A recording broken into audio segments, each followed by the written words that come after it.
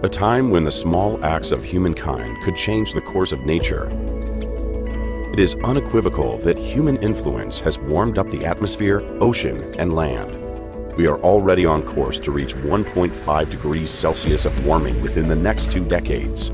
The world is slipping into what we would call climate crisis, the first in history, unless we take action now. Every fraction of degree warming is unprecedented, leading to more dangerous and costly impacts. Climate change must be mitigated and continuously managed while we still have the chance. It's going to take a transformational change to stop it. But in Southeast Asia, 2 countries have already started taking actions. A study conducted by Tropical Forest Alliance and Daymeter reveals an interesting fact about Southeast Asia. The region has shown a significant decrease in deforestation rate since 2015 due to government leadership and commitment to consolidate policies and programs towards advancing low-carbon development.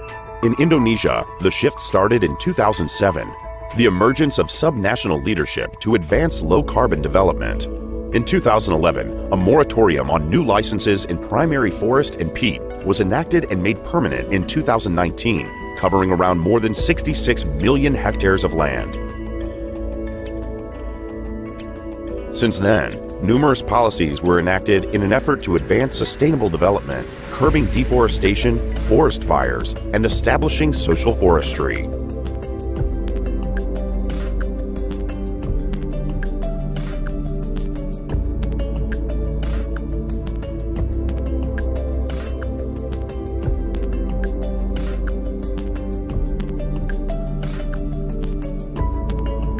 Six critical enablers of progress put in place by all actors playing their part in sustainable development, ensuring a positive progress on sustainable development.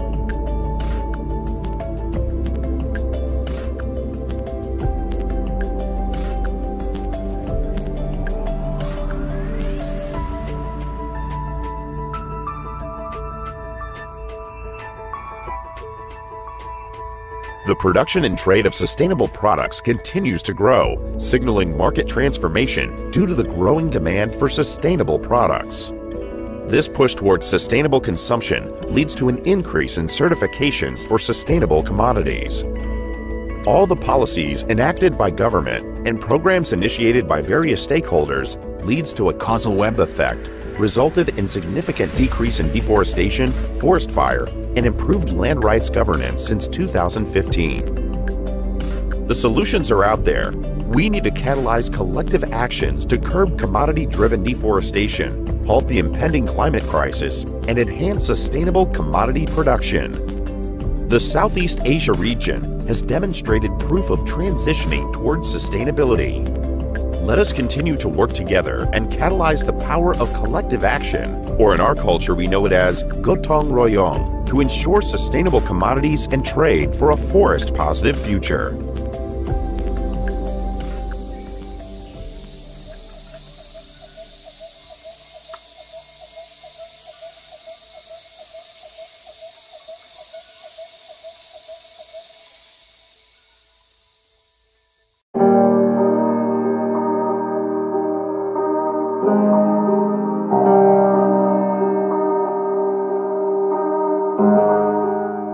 In 2009, Climateworks Australia was established to bridge the gap between research and action. Established by philanthropists and Monash University, it began as a small team with a huge ambition to achieve substantial reduction in emissions. It's been a decade of mixed results, a roller coaster of progress and setbacks. Together with our supporters and partners, we've worked with all sectors to shift to low emission solutions, driven change in the National Building Code, brought together leaders across land and agriculture to find sustainable solutions, supported our neighbours across their region to develop long-term low-emission strategies, pushed government and business to adopt Australia's first net zero plans, and provided education for leaders in business to bridge profit, people and our environment. In the next 10 years, we'll see more. We have to. Cleaner, cheaper energy, sustainable land practice and healthy food for the whole population, fossil fuel reduction, systems that consider their footprint through the entire supply chain, and massive innovations in technology. These are the measures that will rebuild the economy stronger and more sustainable than ever before. For the last 10 years, we've laid good groundwork and catalysed action around pathways to decarbonisation. This next decade must be the transformational decade. It's now time to implement action that works, to scale up so that we can meet the rising challenges facing us all. We have to go big, bigger than we have ever before. That means halving emissions this decade. That means improving every sector across the economy. We're determined to achieve it, not just in Australia, because our future depends on it. We know what to do, we know how to do it. Let's get to work together.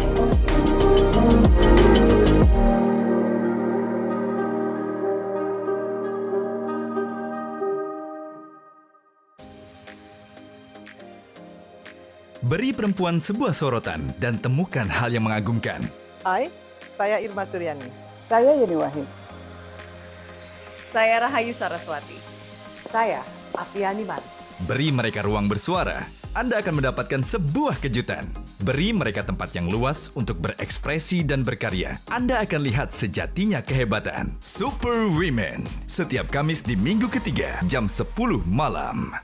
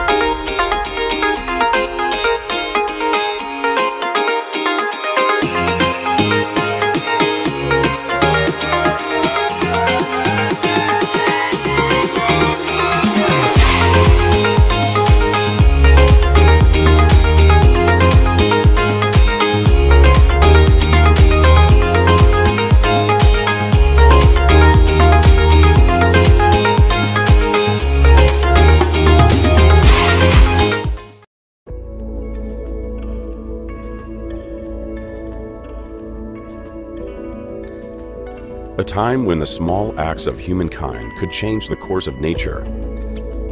It is unequivocal that human influence has warmed up the atmosphere, ocean, and land. We are already on course to reach 1.5 degrees Celsius of warming within the next 2 decades. The world is slipping into what we would call climate crisis, the first in history, unless we take action now. Every fraction of degree warming is unprecedented, leading to more dangerous and costly impacts. Climate change must be mitigated and continuously managed while we still have the chance. It's going to take a transformational change to stop it. But in Southeast Asia, 2 countries have already started taking actions. A study conducted by Tropical Forest Alliance and Daymeter reveals an interesting fact about Southeast Asia. The region has shown a significant decrease in deforestation rate since 2015 due to government leadership and commitment to consolidate policies and programs towards advancing low-carbon development. In Indonesia, the shift started in 2007, the emergence of subnational leadership to advance low-carbon development. In 2011, a moratorium on new licenses in primary forest and peat was enacted and made permanent in 2019 covering around more than 66 million hectares of land. Since then, numerous policies were enacted in an effort to advance sustainable development, curbing deforestation, forest fires, and establishing social forestry.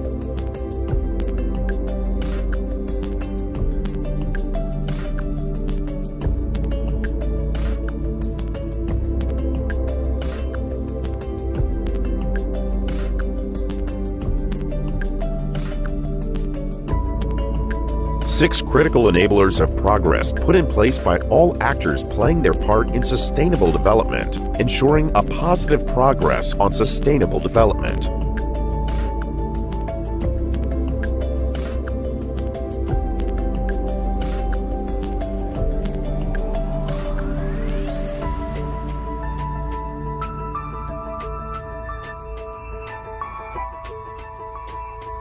The production and trade of sustainable products continues to grow, signaling market transformation due to the growing demand for sustainable products.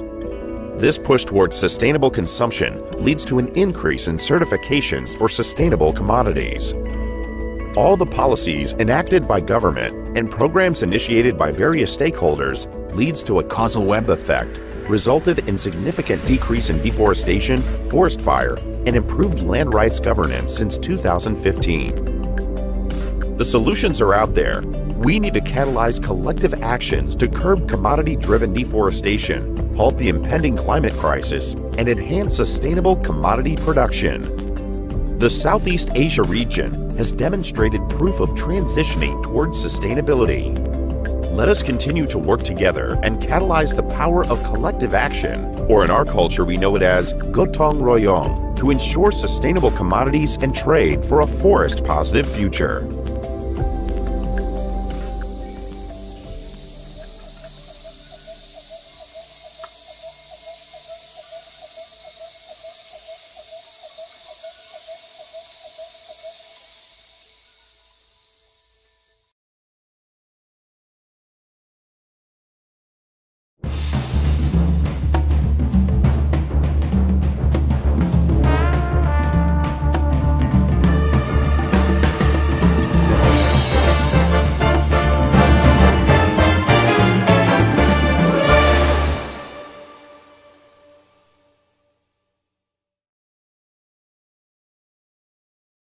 Assalamualaikum warahmatullahi wabarakatuh.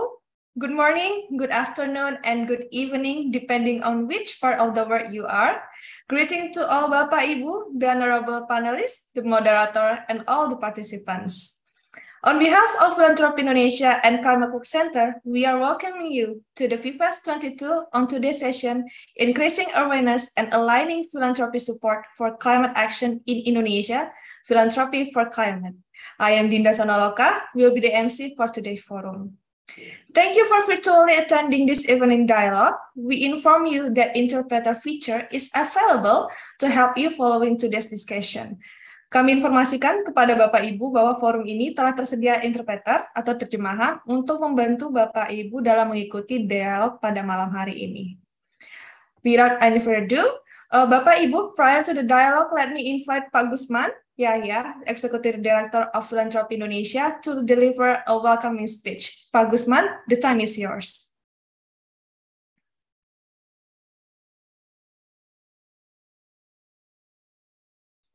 Thank you, Dinda. Bismillahirrahmanirrahim. Good morning, good afternoon, good evening for all our audience from where you are located. I would like to greet our prominent speakers who will be joining us this evening. Ms. Alice de Moraes Amorim Fogas. She's the project coordinator for global philanthropy for climate movements from WINGS.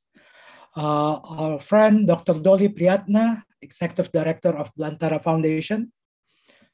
My friend too, Pak Guntur Sutiono, the Indonesia Country Lead from Climateworks Center.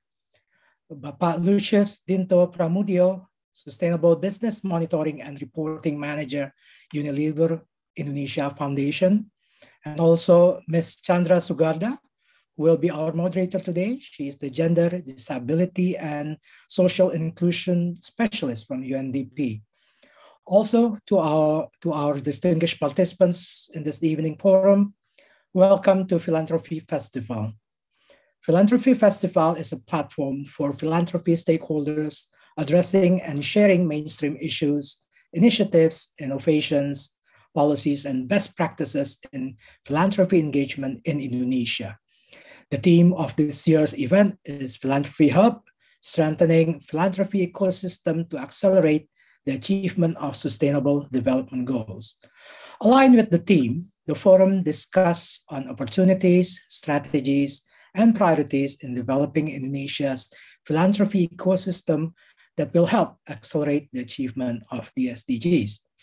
Distinguished guests, ladies and gentlemen, philanthropy has been an essential actor in addressing significant global challenges. Philanthropy supports are critical in creating impact in many sectors, including health, education, agriculture, forests, oceans, contributing to social development goals and promoting social justice. In the area of climate change, the latest International Philanthropy Commitment on Climate Change, or IPCC report, highlights the concerning outlook of climate impacts we face, and once again stressed that climate change is not a mere or environmental issues. In the report, the IPCC estimates that climate change will drive 132 million people into poverty in this decade alone, and 350 million people will face water scarcity by 2020. The IPCC report also estimates that adaptation of climate change in developing countries will need approximately 127 million United States dollars annually until 2030. Today's session entitled Increasing Awareness and Aligning Philanthropy Supports for Climate Action in Indonesia through #Philanthropy for Climate will discuss the urgencies to set up climate actions in these coming decades and share best practices from the philanthropy actors supporting climate actions in landscape and policy areas. Distinguished guests, ladies and gentlemen, Philanthropy Indonesia realized that climate change is crucial to tackle nowadays. To facilitate philanthropy actors who focus on this issue, we established the Climate Change Clusters, a platform for sharing best practices and collaborations for our members in Philanthropy Indonesia, as well as with all our partners. Also, as part of our global participation, Philanthropy Indonesia supports the International Philanthropy Commitment on Climate Change that was initiated by WINGS. We see this commitment as a global strategic movement in raising awareness and collecting support from philanthropists, especially foundations for climate emergencies. As a philanthropy hub in Indonesia, becoming a national champion for this commitment in Indonesia would maximize our role in mainstream influence and service our foundation members and partners so they can participate in solving these critical issues collectively and effectively. With the spirit of collaborations and cooperations among all parties, it's imperative to strengthen our efforts in addressing national and global issues, including climate change. On behalf of Philanthropy Indonesia, we welcome you to this session and thank you for being part of Philanthropy Festival 2022. Thank you. Good evening. Thank you, Pak Gusman, for a wonderful welcoming speech. Bapak Ibu, Pak Gusman has mentioned that FIFEST 2022 is convened virtually for the whole of June. So please make sure to join all the activities of FIFEST 2022 in this month. For further information about the event, please visit fifest.id. Moving forward, please allow me to introduce Bu Chandra Sugarda, who will be our moderator today. Bu Chandra is currently providing technical support to the Ministry of Finance and the Ministry of Women Empowerment and Child Protection to enhance their capacity and to develop regulation or policies that support gender equality and women empowerment, social inclusion, and disability rights. She also works in multidisciplinary development programs, including public transportation, climate finance, forestry, renewable energy, and public finance. finance at several institutions, including World Bank, UNDP, ADB, and several bilateral donor programs. So without any further ado, Bu Chandra, the floor is yours. Thank you. Thank you, Mbak Dinda, and welcome to distinguished speakers and participants to today's edition of Philanthropy Learning Forum. In today's forum, we will focus our discussion on the topic of increasing awareness and aligning philanthropy support for the climate action in Indonesia. As we know, philanthropy has played a crucial role in unlocking barriers to address major global challenges, and philanthropic funding has been critical to launch a myriad of solutions for climate action. In recent years, as climate change found its way to the daily mainstream conversation for governments, industrial sectors, corporations, and households, momentum has shifted to how philanthropy can support or make a difference. This is where the Philanthropy Hub in Indonesia comes in. Among their many objectives, the Hub is intended to support the innovative financing to accelerate the achievement of sustainable development goals, including financing for climate-related causes. In today's forum, as mentioned by Pak Gusman, we will discuss the need to step up climate action in the coming decade and share learning from philanthropy supporting climate action at landscape and policy areas. 4 distinguished speakers will join me in the discussion, and they are Alice de Moraes Amorim Vogas, Project Coordinator from the Global Philanthropy of Climate Movement Wings, Dr. Dolly Priyatna, Executive Director of Belantara Foundation, Guntur Sutiono, Indonesia Country Lead of Climateworks Center, and Lucius Dinto Pramudio, Sustainable Business Monitoring and Reporting Manager of the Unilever Indonesia Foundation. During the presentation of each speakers, all participants are invited to post their questions to their respective speakers in the Q&A button below by stating the name and institution and to whom the question is addressed. Okay, we will start our discussion with the first speaker, Alice de Moraes Amorim Vogas, who will talk about the urgency and the need to strengthen support for climate action. Alice is a lawyer and climate politics specialist and coordinates the philanthropy for climate projects at Wings. Prior to that, she was a Humboldt Chancellor Fellow based in the German Parliament researching the climate politics agenda in Germany. Alice also worked as climate policy and outreach portfolio coordinator at Institute Climate and Society, a philanthropic organization based in Brazil. She holds a BA in law from the State University of Rio de Janeiro and a Master of Science in Political Economy of Late Development from London School of Economics. Alice, over to you. Thank you very much, Ms. Garda. Thanks very much, Guzman, Dinda, and all the organizers of the festival. It's really a big pleasure for me to be here representing Wings. Fellow panelists, I'm really looking forward to learn from you also in your experiences and everybody that is joining us today. My role today is to present you a little bit of the Philanthropy for Climate movement, what that is, why it emerged, and how it can help philanthropies in different parts of the world to embark in their journey of mainstreaming climate action. Before I start, maybe Dinda, can you put the presentation there so I can present? Yeah, perfect. Thanks very much. So, for those that don't know or haven't heard about Wings, Wings is a network of 190 members of philanthropy support and philanthropy development organizations currently present in more than 50 countries.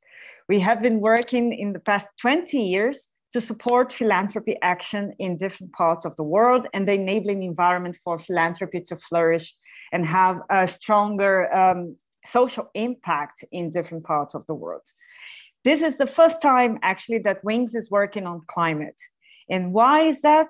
Because we understand that, and we are seeing from our members and the philanthropic sector overall, that climate change is no longer a topic, but it's pretty much something that is a problem or a challenge that impacts the philanthropic activity in different elements and different aspects of the philanthropy activity.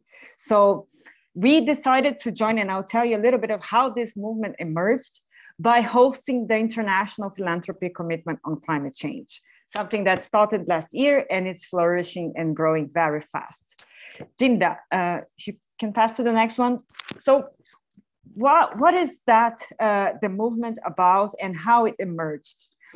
This very beautiful map created by one of our members, Philea, the Philanthropy Europe Association, shows you a little bit of the philanthropy ecosystem that has been working on climate change in the past few years.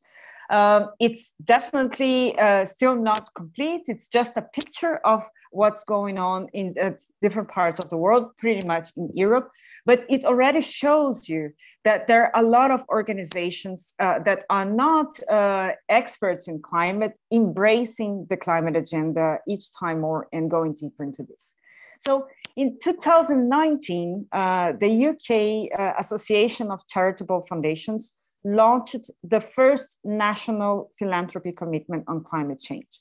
It was based on the leadership, still the same, in the leadership of several UK foundations that decided that they needed a place, a common ground to embark in this climate journey.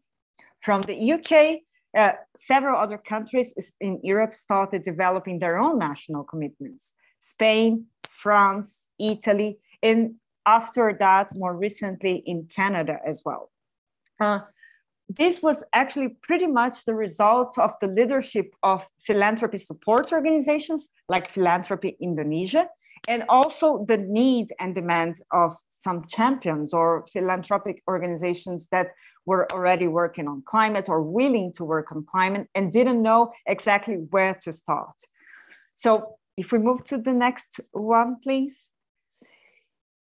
From Europe to the world, we see that the Philanthropy for Climate movement expanded to reach now 18 countries. You see in this map that when you have a darker green color, it's countries where you have national commitments under the leadership of one national association of foundations. And in other countries where you have the small dot, you have different foundations joining the International Philanthropy Commitment on Climate Change. The movement is actually designed to embrace everybody that wants to join, even if they don't have one specific organization helping or supporting directly their climate action. But WINGS, as a global organization, it's actually created or hosting this international philanthropy commitment to allow all these individual foundations to come. So if you can move to the next one, please. As of now, we have already 550 foundations that signed the commitment, those national and international commitments. And what does that mean in practice? Signing the commitment means that you will embrace the endeavor of mainstreaming climate in your own operations.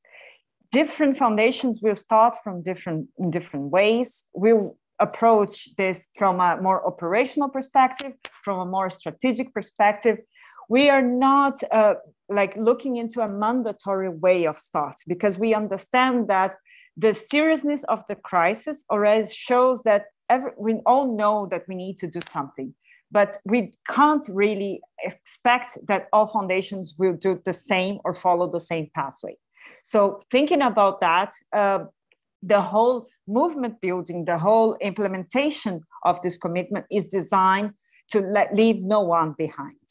As you can see, and as I mentioned, most of these foundations are still in Europe. I would say around 80% of the foundations are there, but under the leadership of Philanthropy Indonesia and other organizations in different emerging countries, we are actually willing to get bigger and to go to other geographies and other regions. If you can move to the next one, please.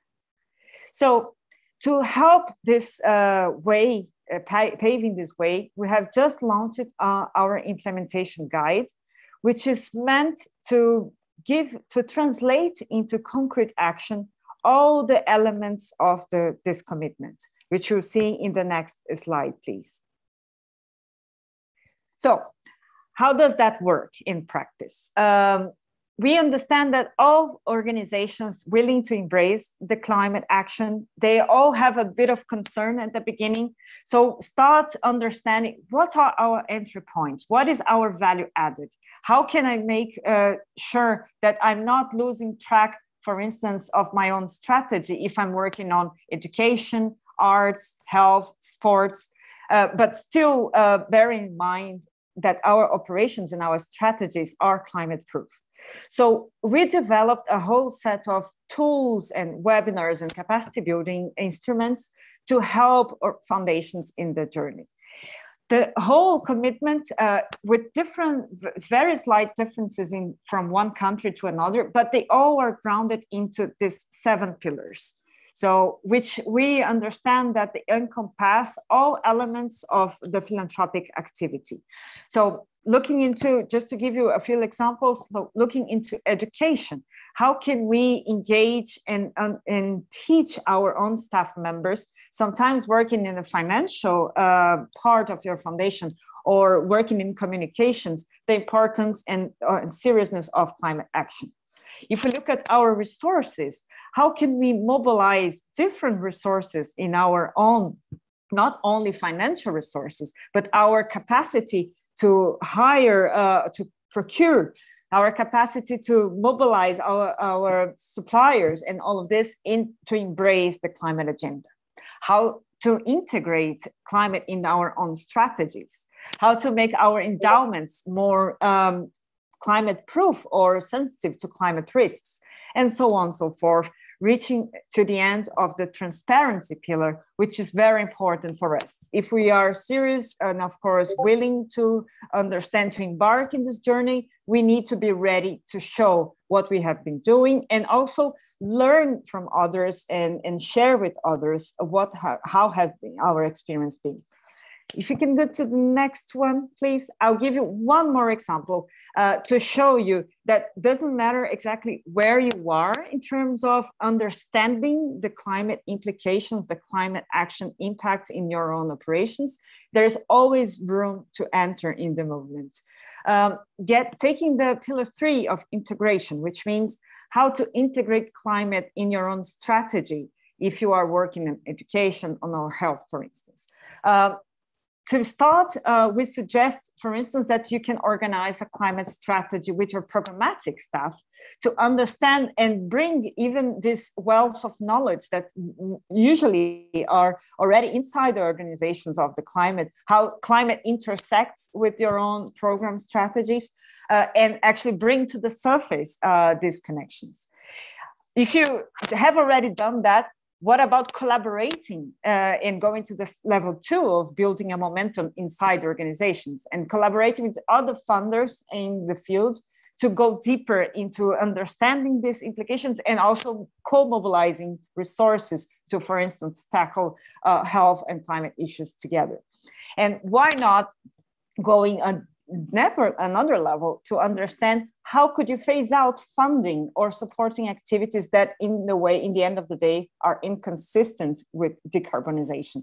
So these are just some of the ideas of things that foundations can do, but I think it's important to highlight and stress that it's meant to incorporate everybody, because we understand that it's really, there is no one size fits all to this journey. If you go to the next one, please, Linda.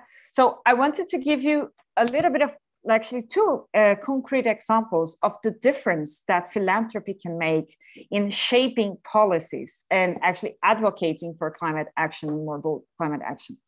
And they both come from COP26, which is pretty fresh in our minds. And one is the Global Methane Pledge. I'm not sure how many of you are familiar with that, but ahead of many countries making a very important commitment on reducing emissions associated with methane, philanthropists committed to 100 million to fund this work. this leadership sign ahead of the COP for philanthropy or by philanthropies was critical to pave the way to show ambition and the political signal for more ambition. So we understand and we are very confident that philanthropies have much more flexibility, can be much more risk-taking than sometimes governments or business or even civil society organizations overall. So using these assets to pave the way for more climate ambition, it's very important. And the next one, please, which is very much relevant, I think, and I would love to hear more about the Indonesian context and understanding of that, which is the Climate Justice and Just Transition Donor Collaborative. We all know, I'm from Brazil, and as in Indonesia, we all know how important it is to think about just transition as part of our process of decarbonizing our economies, of including other people in this, let's say, green jobs schemes or the carbon neutral world. So this climate justice collaborative effort is actually meant to help foundations that want to fund organizations working on just transition in the global south and don't know where to start. Many times we hear from European foundations, for instance, that they have been working pretty much inside Europe because they don't have those connections outside. The collaborative, it's designed exactly to do that, to bridge these connections and facilitate the understanding that if we want to tackle climate justice and just transition, we need to understand the role of civil society working on the ground. So these were two examples, very small, there are many others, but to show that philanthropy is a critical political player in the international climate regime in shaping climate politics in different levels, from the very local to the very international. But we need to embrace others. We need to bring not only the climate and environmental philanthropies or raise their own funding schemes, but actually bring everybody on board to this journey. So if you can go to the next one and the last. Yeah, so there are several contents, information, ideas, case studies available in our website. Wings is actually always ready to answer any questions you may have in terms of how to join this movement. Philanthropy Indonesia, it's very much a big and important partner for us, as well as several Indonesian organizations have already started to join this movement. And we are here to support you, not to blame or shame or to question everybody's interest in that, but actually to pave the way to make the commitments and the climate concern into climate action. Thanks very much, and looking forward to answer the questions you have. Yes, thank you so much, Alice, for the presentation. I think one of the key takeaways from you is that no matter where you are or where your organizations are, there's always room for integration in terms of climate, and we always need to include everybody and leave no one behind. I think that's one of the key takeaways from Alice's presentation. And now I will invite our second speaker, Dr. Doli Priyatna, who will focus his discussion on multi-stakeholders effort in climate action in Giam Siak Kecil, Bukit Batu Biosphere Reserve, Riau. Dr. Doli currently serves as Executive Director of Belantara Foundation and holds a doctoral degree in Wildlife Spatial Ecology from the Department of Forest Resources Conservation at Bogor Agricultural University. He also serves as lecturer at Graduate School of Environment Management, Pakuan University, member of the advisory board at the Asian Journal of Conservation Biology and the Sumatran Tiger Conservation Forum, editors-in-chief at the Indonesian Journal of Applied Environmental Studies, as well as member of the IUCN Commission on Ecosystem Management. Pak Doli will deliver his presentation in Indonesian language, and for those of you in need of interpretation, you can click the interpretation button below in this screen. Okay, Pak Doli, the floor is yours. Yes, thank you, Ms. Dinda, for introducing me to the other speakers and participants. So, Excellencies, Executive Director of Philanthropy Indonesia, Mr. Gusman Yahya and team, distinguished speakers and participants. So I am honored to be here at a very important event. So thanks for giving us opportunity to share our experience in tackling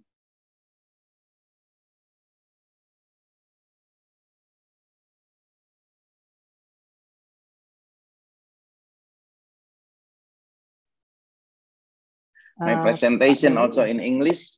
So my talk will be delivered in bahasa. So ya, Bapak Ibu sekalian, pada kesempatan ini kami akan bercerita sedikit tentang pengalaman kami terkait dengan aksi iklim yang melibatkan para pihak di cagar biosfer Geomsia Kecil Bukit Batu di Riau. Silahkan dilanjut. So untuk yang belum next saja, untuk yang belum mengetahui Belantara, apa itu Belantara? Belantara adalah sebuah lembaga nirlaba yang didirikan tahun 2014 lalu dalam rangka mendukung mendukung kebijakan konservasi hutan Asia Pulp and Paper Group. Namun demikian, Belantara didirikan untuk menjadi sebuah lembaga yang independen pada saat ini ya. Lanjut, silakan. So, misi kami, visi kami, next please. Visi kami adalah untuk bekerja di lanskap berkelanjutan untuk kehidupan masyarakat yang sejahtera. Dan ya, ada 3 misi. Salah yang paling penting adalah mendukung pengelolaan lanskap berkelanjutan untuk mencapai keseimbangan antara pembangunan ekonomi, peningkatan penghidupan masyarakat, dan perlindungan lingkungan. Next please. Kami bekerja di 10 landscapes ya, ada di 5 provinsi di Sumatera dan Kalimantan. Jadi mulai dari Riau sampai ke Sumatera Selatan dan di Kalimantan Barat serta di Kalimantan Timur. Lanjut. Kerja-kerja Yayasan Belantara itu menggunakan pendekatan perlindungan, implementasinya ya, kemudian kegiatan-kegiatan restorasi hutan yang terdegradasi dan peningkatan ekonomi masyarakat melalui kegiatan sosial forestry. Next please. Nah, bagaimana kaitannya antara perubahan iklim dengan hutan? Ya, seperti kita ketahui bahwa pemerintah Indonesia sudah mencanangkan berkomitmen untuk menurunkan emisi gas rumah kaca sebesar 29% apabila dilakukan secara sendiri ya, kemudian 41% itu apabila ada dukungan internasional. Nah, komitmen ini kemudian dipertegas di dalam NDC ya, Nationally Determined Contribution, yang menjadi bagian yang tidak terpisahkan dari Perjanjian Paris yang disahkan pada tahun 2016 yang lalu. Jadi kemudian komitmen tersebut juga dikembangkan ke dalam dokumen Voluntary Indonesia ya, yang mana pada tahun 2030 yang akan datang itu Indonesia dari sektor Volu ya, Volu itu forest and other land use ya, itu Indonesia akan mencapai net sink di 2030 untuk sektor hulu, dan untuk secara keseluruhan kita berkomitmen untuk di tahun 2060. Ini ditegaskan di COP 26 yang lalu ya, di Glasgow tahun lalu. Lanjut, silakan. Nah, bagaimana sektor kehutanan di dalam NDC tersebut ya? Seperti kita ketahui ada 5 sektor sebetulnya yang yang diharapkan bisa berkontribusi untuk penurunan emisi. Antara lain itu kehutanan, energi, kemudian sampah, kemudian pertanian, dan juga industri ya, proses industri. Nah, sektor kehutanan sendiri ini merupakan sektor yang paling tinggi gitu ya, harapan pemerintah menurunkan emisi hingga 17,2% dari total bisnis as usual ya. Jadi pada grafik ini bisa Bapak Ibu lihat bahwa penurunan emisi yang berwarna ungu ini adalah emisi dari business as usual untuk setiap sektor. Kemudian penurunan yang terjadi itu yang berwarna biru apabila kita dilakukan sendiri, kemudian yang berwarna kuning adalah penurunan emisi ketika kita mendapatkan dukungan dari internasional. Lanjut. Nah, kalau kita bisa melihat dari sejarah deforestasi di Indonesia sendiri, sebetulnya di tahun 2019-2020 di periode itu laju deforestasi di Indonesia sebetulnya sudah secara umum ya, secara nasional itu menurun apabila dibandingkan dengan 4 tahun sebelumnya ya, periode 2017-2018 dan 2018-2019. Jadi penurunannya sudah cukup signifikan ya. Nah ini tentu ada sesuatu yang menyebabkan terjadinya penurunan laju deforestasi itu. Mari kita lihat bersama-sama. Lanjut. Nah, yang pertama mungkin secara nasional Indonesia sendiri sudah pemerintah Indonesia mengeluarkan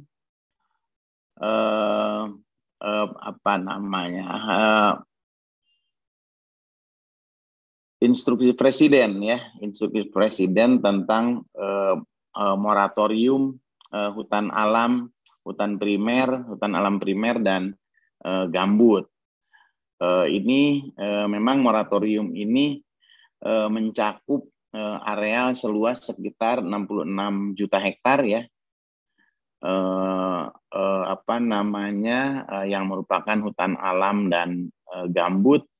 Ini pertama kali dicanangkan di tahun 2011, namun kemudian dibuat permanen pada tahun 2019.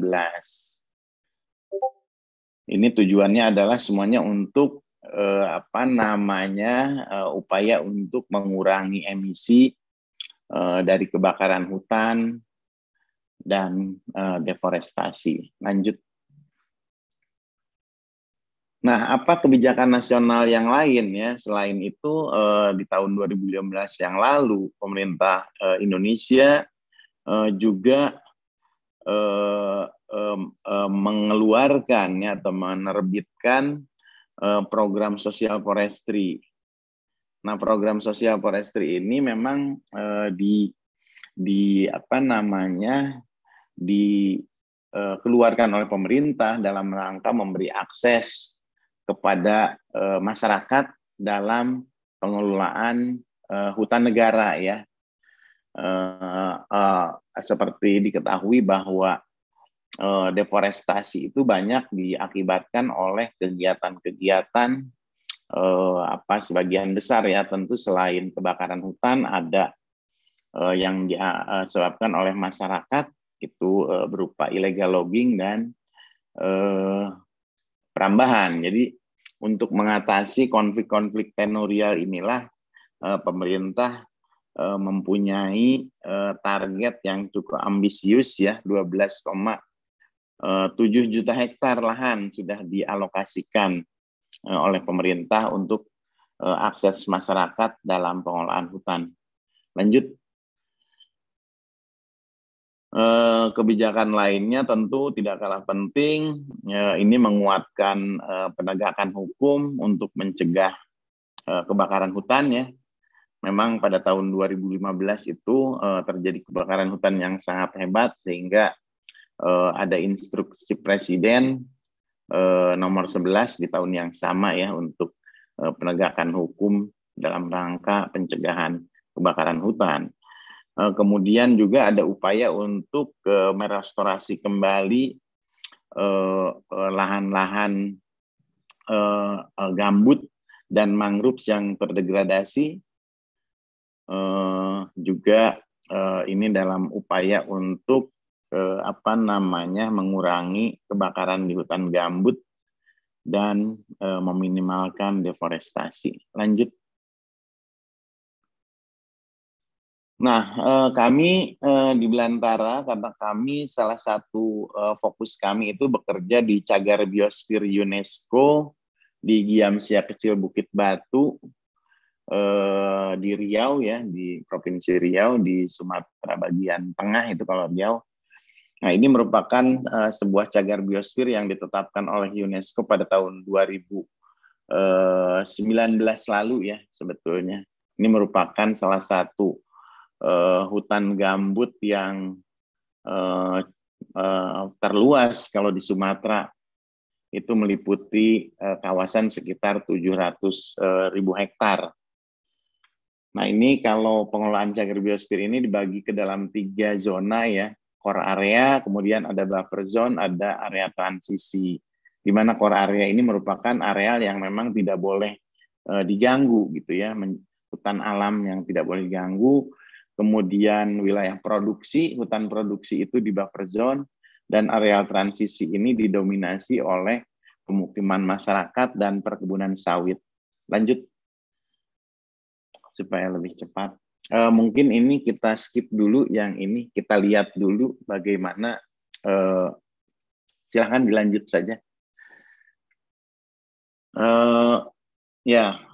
Tentu sebuah kawasan hutan bukan tanpa tantangannya, artinya termasuk kawasan hutan gambut cagar biosfer Giamsia Kecil Bukit Batu ini.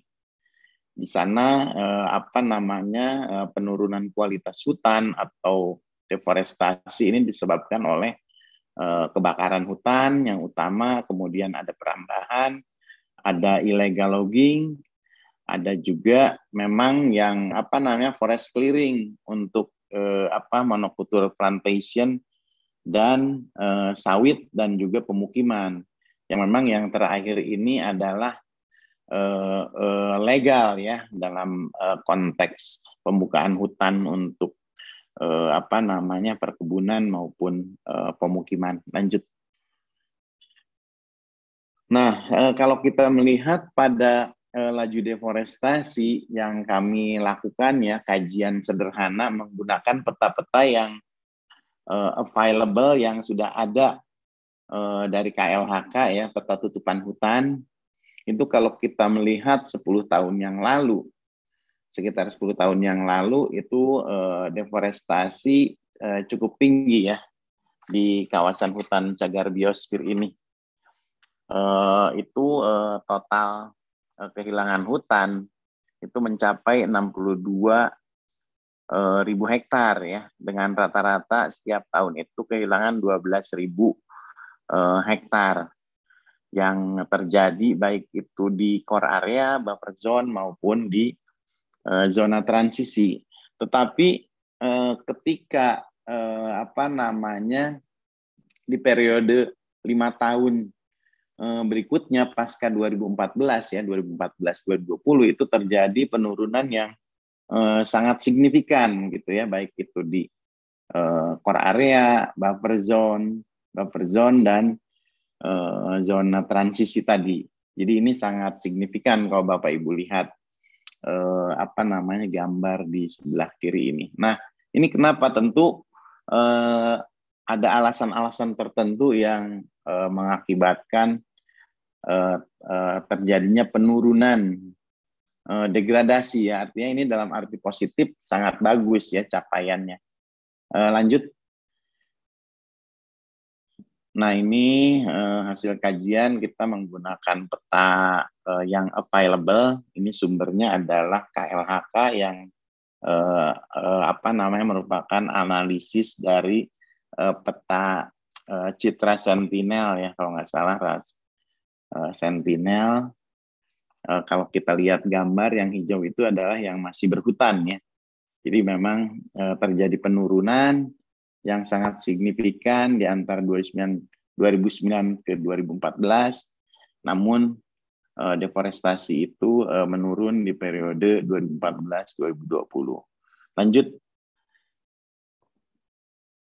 Nah, penurunan ini tentu sangat erat kaitannya tadi di di tingkat nasional sudah banyak sekali kebijakan-kebijakan yang mendukung.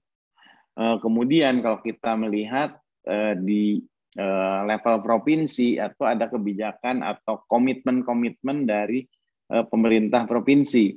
Antara lain itu ada Riau Hijau ya, mulai tahun 2021, kemudian ada program adopsi pohon, di mana orang bisa secara individu berpartisipasi membayar untuk agar pohon tersebut dijaga. Kemudian ada penanaman 1 juta pohon, dan juga tidak kalah penting adalah yang terkait dengan kalau kita melihat di RT RW provinsi ya, bahwa Riau itu masih menyimpan kawasan hutan 60% dari luas total arealnya, yang mana sebetulnya ini jauh lebih tinggi dari yang diperkenankan ya. Sebetulnya kalau tidak salah 30%. Ya. Ya, Pak Doli, mohon maaf, ini waktunya kira-kira masih ada 5 menit lagi. Jadi baik. Ini kita agak percepat saja. Lanjut ya, dilanjutkan saja. Selain itu ada kebijakan-kebijakan di level kabupaten ya, ada siak hijau, ada yang lain-lain juga. Lanjut. Kemudian tidak kalah penting dari sisi industri juga ya, industri yang bergerak di sektor sawit itu komitmennya meningkat dari tahun ke tahun ya, karena untuk tujuan perdagangan ke Eropa dan Amerika, sehingga ini salah satu yang mendukung juga. Ada ISPO dan RSPO. Lanjut. Kemudian di sisi komoditas hutan juga demikian ya, ada sertifikasi yang ditempuh oleh para pengolah hutan di sekitar cagar biosfer. Lanjut saja. Nah, kemudian ini dari pemerintah yang sebagai pengelola kawasan hutan di core area, dan juga perusahaan-perusahaan yang berada di buffer zone. Lanjut. Juga melakukan banyak hal. Demikian juga dari sektor sawit ya, ada core coalition contohnya. Jadi beberapa sektor swasta yang berkomitmen untuk mendukung produk yang berkelanjutan. Lanjut. Selain itu ada juga organisasi-organisasi non pemerintah seperti Propores, Earthworm dan Windrock, juga bergiat untuk secara bersama-sama mendorong sustainable commodities ya. Lanjut. Nah, di Belantara sendiri juga cukup banyak di sana ya. Kita mulai dari perlindungan satwa, kemudian juga peningkatan kapasitas. Lanjut. Selain itu juga melakukan kegiatan-kegiatan restorasi di lahan gambut. Sampai sekarang kami masih melakukan. Lanjut. Juga peningkatan ekonomi ya. Jadi kita bekerja di beberapa desa, memang ada yang berhasil, ada yang tidak, tetapi ini salah satunya adalah pengembangan madu untuk peningkatan ekonomi masyarakat yang masih berjalan sampai sekarang. Lanjut. Ini juga kita mengelola sebuah stasiun riset untuk penelitian lahan gambut. Lanjut. Nah, apa yang bisa kita sharing dari pengalaman ini? Yang pertama adalah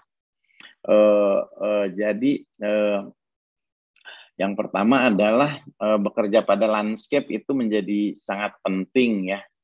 Kemudian juga semua stakeholders yang ada di dalam landscape itu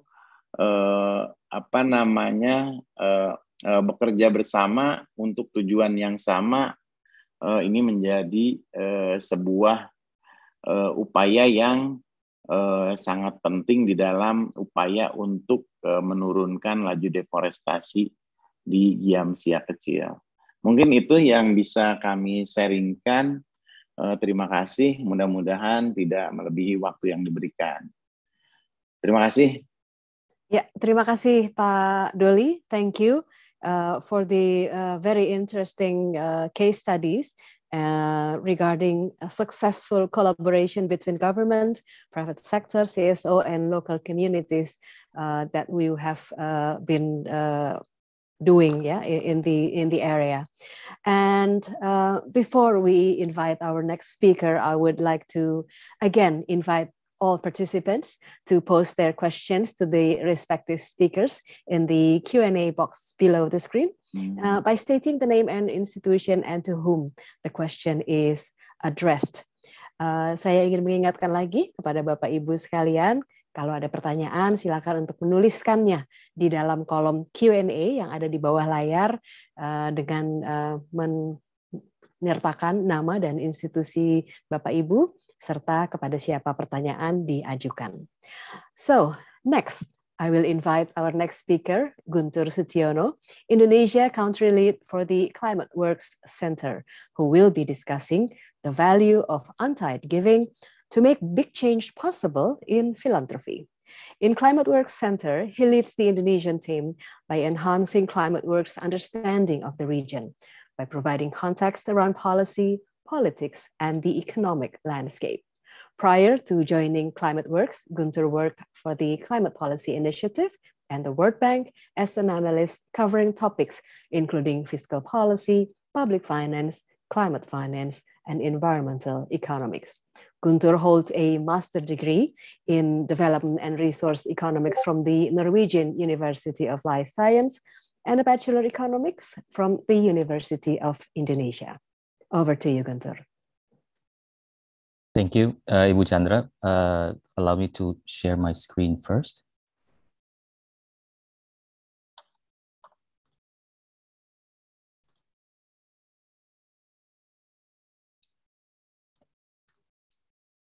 Is it visible? Yeah, okay. Thank you, Ibu Chandra. Greetings, everyone and fellow speakers. It is a pleasure to share the panel with you. Also, thank you to Philanthropy Indonesia for having us today. I would like to share our experience as a philanthropy majority funded organization in how we make such funding work and how it shapes the way we work in Indonesia and actually also in the region. My presentation is about the value of the untied funding that we receive and lessons from our experience working in climate actions. A brief introduction about ourselves. Climateworks is an independent nonprofit organization that provides evidence-based solutions to assist the system-level transition to reach net zero emissions across Australia, Southeast Asia, and the Pacific. In Indonesia, we work across issues such as sustainable finance, sustainable corporate transition, energy transition, electric mobility, and the role of oceans in climate mitigation. We are established in 2009 with a vision from the Meyer Foundation, which is a major Australian family-led philanthropic organization. And we are hosted by Monash University, which provides us with a range of in-kind back office support. The Meyer Foundation gave the original vision and financial support to set us up. And their continuous financial support and presence at the board has helped us to catalyze our operations and sustain the growth of our organization. And literally, we would not be here with where we are today without that level of ongoing multi-year commitment from them. As I mentioned, we also receive administrative operational support from our partnership with Monash University. And this has relieved us from some operating budget and instead reallocate and target our spending to fill gaps where it's needed. Our financial model also ensures that we do not grow the operating team just because the overall organization grows. It ensures strategic expansion to relevant necessary roles that will have positive return on investment for us and to the donors who supports us. It also enables our organizational matrix structure to run at optimal capacity and give the impact at the scale that we want. So we are 13 years old a bit and are a place where people really want to work and happily to collaborate. So let me get into this, the core of the presentation. What is untied funding to us? Our untied funding goes towards supporting the core operating and knowledge building capacity of the organization. It is very important. And why is it very important to us? Number one, it allows us to make an assessment about the highest priorities to invest in. And most of the time, these things may not be immediately appealing to a donor and may be very hard to fundraise for. So, for example, in our case, a lot of our work with governments in Australia and Indonesia are behind the scenes, supporting technical teams or convening of key decision makers, which are not part of any specific projects, but really important to breeze the relationship and communications leading to an agreed intervention or projects. It may not be necessarily so sellable from a traditional funding perspective, as the outcomes may vary and the timelines are not able to be tied to specific funding cycles or periods. But the medium and long-term impact has the potential to be huge. And this is the second reason that the core funding is integral to providing that resource from our teams to do such high impact work.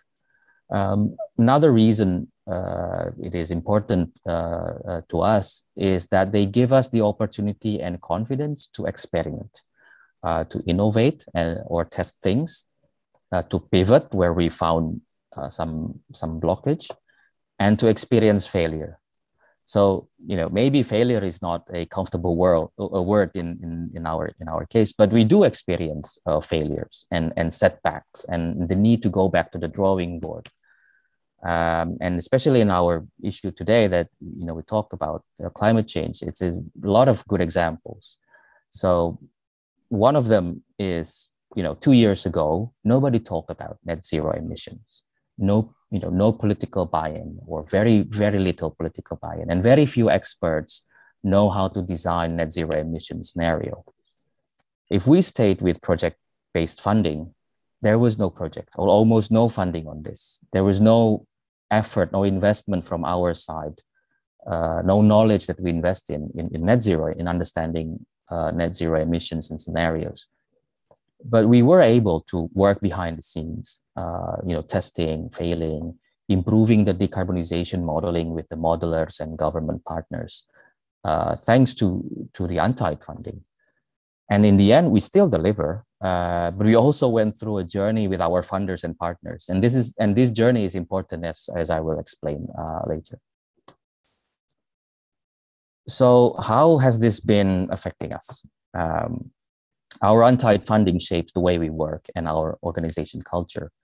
We are completely, well, although we are under Monash University, but we are completely externally funded with 80% of funding coming from philanthropy. So first, we have built a solid long-term relationship with our core funders who believe in our mission and our strategic direction. And this is really largely coming from those journeys which I mentioned before. Second, we are able to, the untied funding is able to, allow us to co-design programs and intervention with our beneficiaries without them really worrying about the costs. One of the example is our work in Indonesia in sustainable finance, where we talk about climate risk, and how to internalize that within the financial institutions' decision-making framework. So it's a long phrase, and I know it's a hard topic for many of us, and including myself, as many other topics in climate change, and even harder to think what to do about it.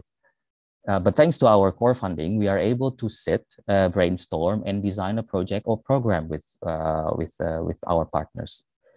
It often takes 6 to 12 months to do that. And sometimes it doesn't lead us to delivering anything, or instead we rather advise them to engage with other partners who are more expert than us. And this brings us to the third point, that our relationship is non-transactional. And what does this mean? So when people talk about solutions to climate change, often they think about technology, finance, policy, but how to make those enablers effective? Really, how to make policy, how to get finance flow, how to be on the same page on these issues. So one of the examples of our work is that we have been supporting the Financial Service Authority, or OJK in Indonesia, in building understanding about how financial institutions can respond to climate-related disasters. And this was started from our simple brainstorming with them, continued by more tangible conversations about what activities we can do. And it led us to us supporting them. Another similar brainstorming chat was with one multilateral funders, which did end up with a funding for a project. And that was after 1 year of discussions and co-design. So with our type of funding, everybody can sit and engage in intellectual discussions, to answer questions, to find solutions without really worrying about cutting a deal shortly, basically. And because of such relationship, it is okay for us to occasionally stand away from the spotlight, while this is the fourth point, we leverage our national partners' work and reputation. This is especially when we work with colleagues from scientists and university partners in Indonesia.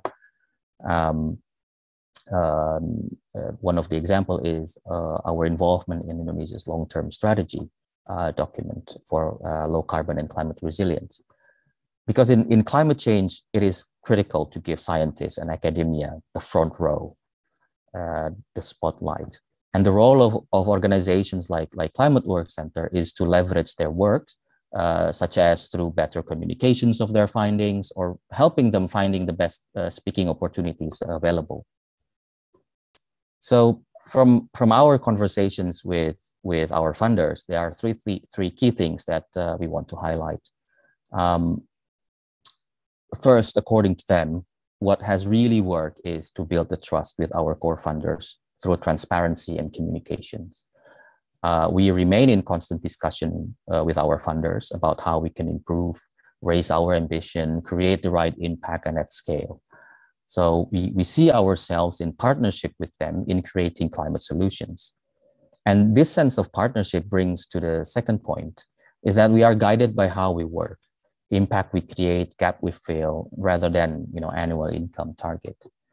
And this might pose some challenge often because organizations follow what their funders want, and at the end of the funding term, But our experience shows that our funders also appreciate the way we approach and solve problems, especially beyond Australia border.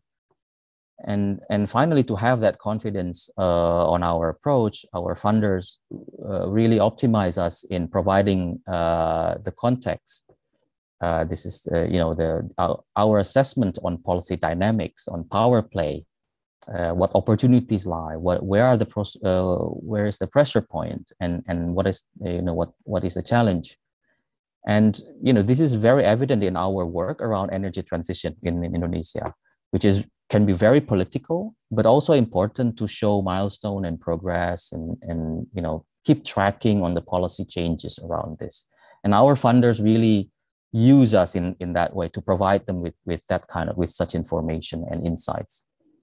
And these things are part of our conversations with them, not only reflected in annual report, but also on periodically on the quarterly basis or monthly basis. And whenever we have a chance to sit with them, sometimes we share a table together in events such this like this one. And such conversations are really valuable for both of us, not just for them, but also for us, obviously. So this is my last slide. I would like to close my presentation with echoing what the other panel have said or will say later. And of course, I have this nice quotes, but let me say this, that this decade is critical. We are literally at a crossroads. And the science tells us that we need to halve global emissions by 2030, or we are facing irreversible effects. So coming back to the theme of this session, it is really not about creating awareness and support. It is about increasing awareness and aligning support for impactful climate actions. I think that's my presentation. Thank you very much. I'm looking forward to receive questions and feedback from participants. Thank you. Thank you, Mas Guntur, for the fruitful presentation in bringing another perspective, on how an untied funding support the country's climate action and what does it look like in practice, basically. And so we again invite participants to post questions in the Q&A box below the screen, and all speakers will answer that after the last speaker, which is the fourth speaker of the evening, Lucius Dinto Pramudia. He is a Sustainable Business Monitoring and Reporting Manager from Unilever Indonesia Foundation, who will focus his discussion on private foundations' perspective in supporting SDGs climate and environmental goals. Since joining Unilever Indonesia in 2015, Dinto has been involved in managing purpose and sustainability programs and worked closely with multiple functions across the company. With a bachelor degree in business administration from the Swiss German University, he is also a practitioner in multi-stakeholder partnership and sustainability measurement. Dinto, the floor is yours. Thank you. It's hard to be the last part in the evening when people having dinner or looking forward for dinner. Yeah. Okay. Good evening, ladies and gentlemen, Pak Gusman Yahya, fellow panelists, Pak Doli, Bu Elis, Pak Guntur. Thank you for having me today. Okay. Mbak Dinda.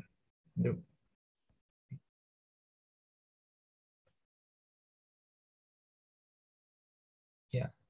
Is there any presentation projected? Okay. Okay. Before I start with the commitment of Unilever and including the commitment on the climate transition plan, I would like to share briefly about our business in Indonesia. Next slide, please.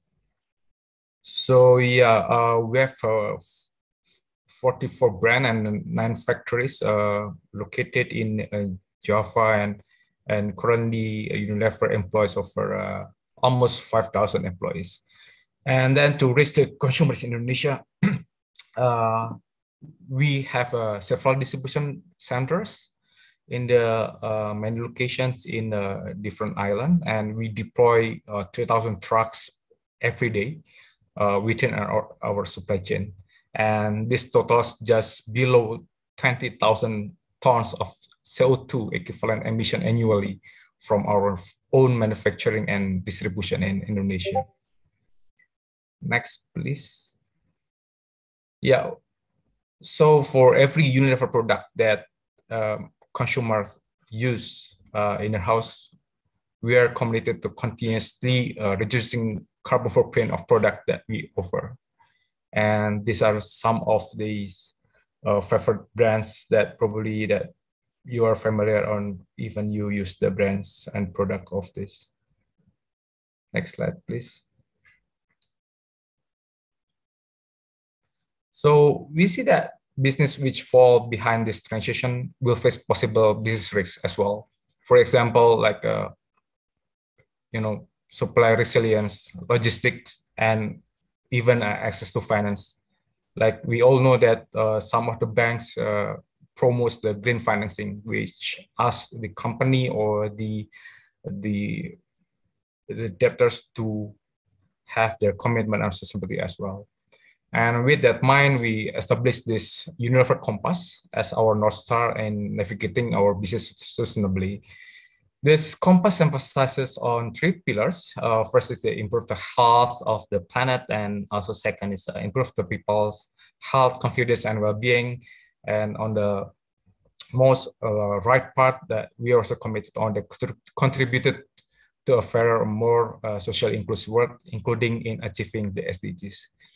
And in Indonesia, all programs that support the SDGs and the company sustainable business strategy are run by the Unilever Indonesia Foundation.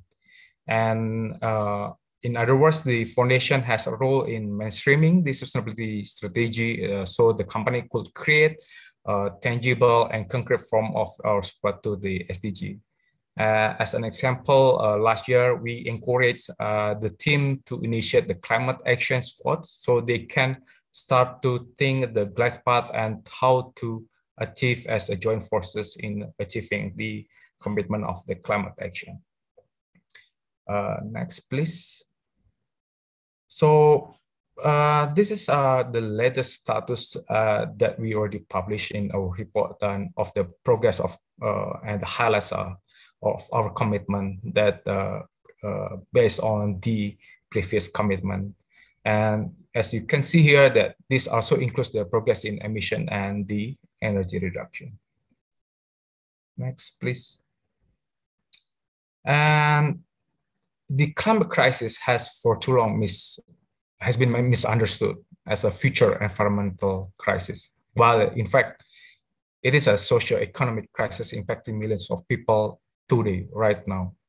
Climate change impact commodity harvest and availability of water, then increasing the occurrence of extreme weather events that we probably also feel today, that there's an uncertainty of the weather, is a long drought and even flood during the dry season. This is very unpredictable. But we also that the environmental footprints of emerging and developing countries are increasing as their economies expand.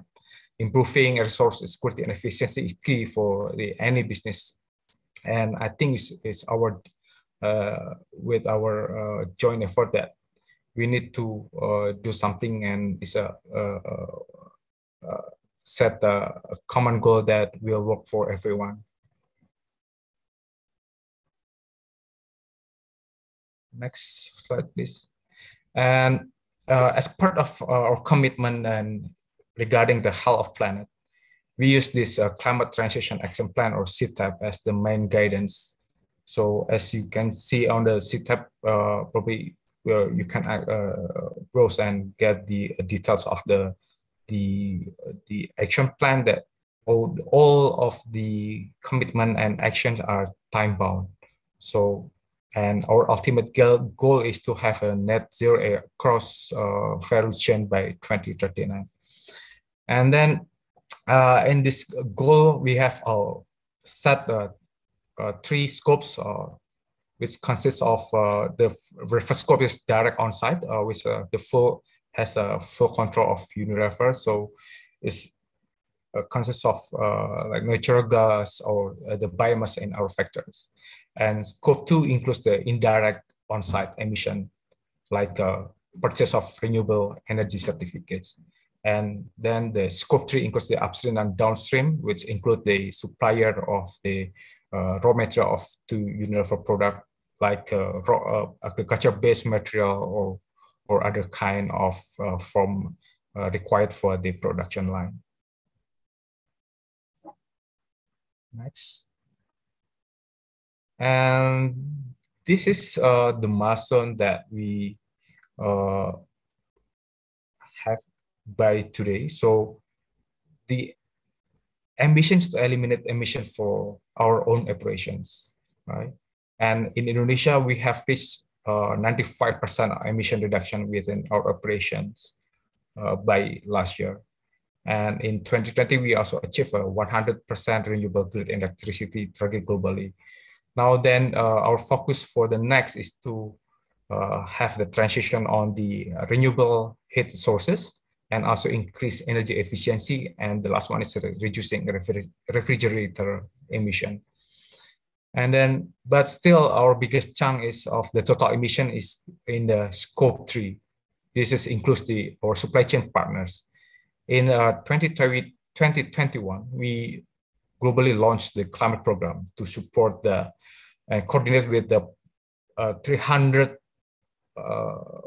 more of prioritized suppliers, and also help them to publicly announce the target halving solid GHG emission by 2030.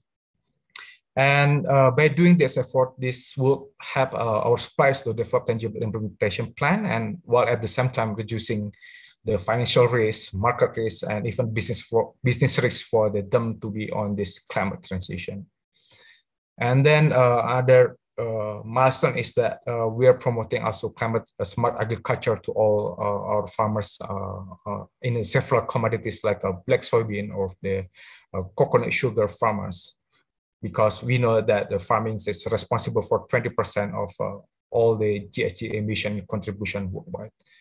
Those, I think we need to ensure that the farmers have the capability and resilience in adapting to the climate change, and which would also ensure that they have a sustainable livelihood.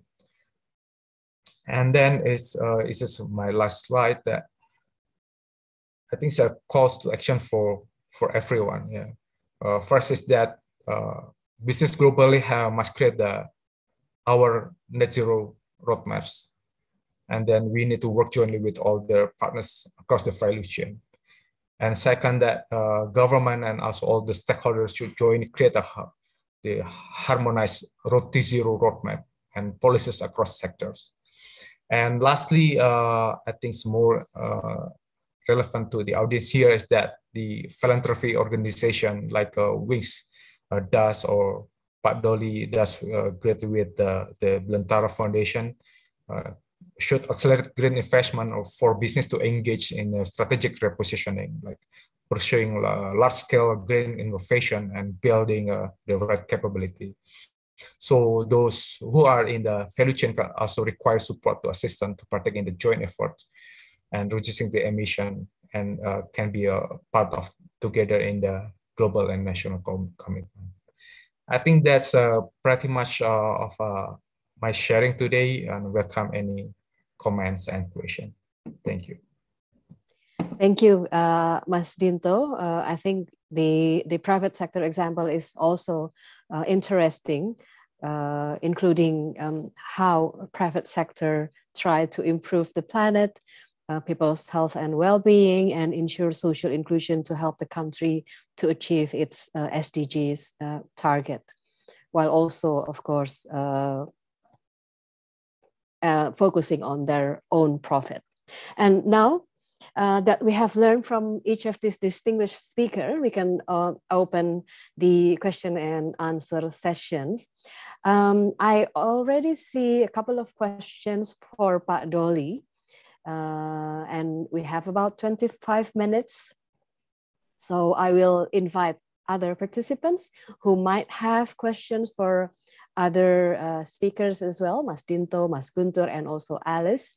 You can post the question in the Q&A box below the screen, and we can try to answer that for you. I think in the Q&A box, there's one question for Alice that has been answered in writing, yeah, Alice. Okay, so Pak Doli, over to you. There are actually 3 questions for you, Pak Doli.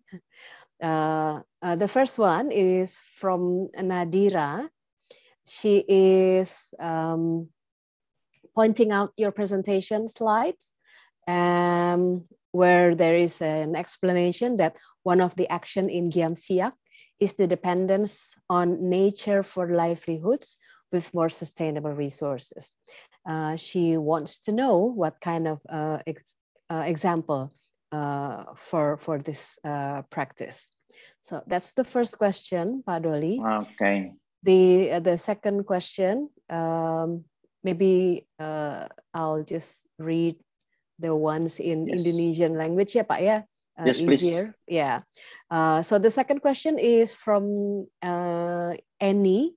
Now, this pertanyaannya adalah upaya dalam menurunkan tingkat deforestasi, salah satunya disebut program social forestry, begitu ya Pak. Nah, kira-kira kemudian apakah program tersebut berupa pemanfaatan hutan untuk lahan bertani atau berkebun, dan hasilnya untuk masyarakat atau seperti apa? Jadi Ibu Eni ini ingin menanyakan bentuk program social forestry yang sudah dilakukan oleh Belantara itu seperti apa, dan apakah kemudian ini termasuk pemanfaatan hutan untuk wisata alam, dan apakah bentuknya berupa kontrak pemanfaatan atau ada bentuk yang lain. Nah, kemudian ada pertanyaan ketiga untuk Pak Doli juga. This is from Alice. The question is that about just transition policies in an energy transition context, ya Pak. The question is, how would a just transition from a reforestation perspective look like? Is there a specific contribution that the philanthropic sector can give in to this debate? So those are the questions, Pak Doli. Over to you to answer these 3 questions. Okay, thank you. Thank you for questions. Probably I will try to answer from question from Alice first. Yeah, so about actually transition in the context of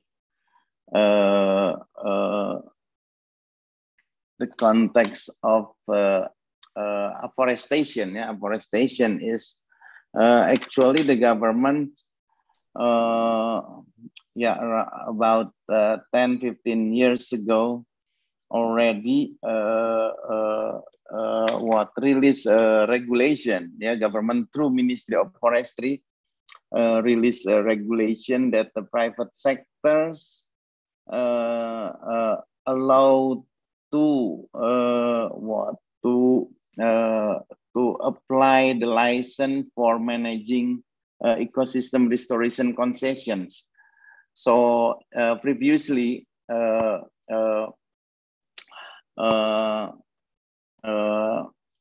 only two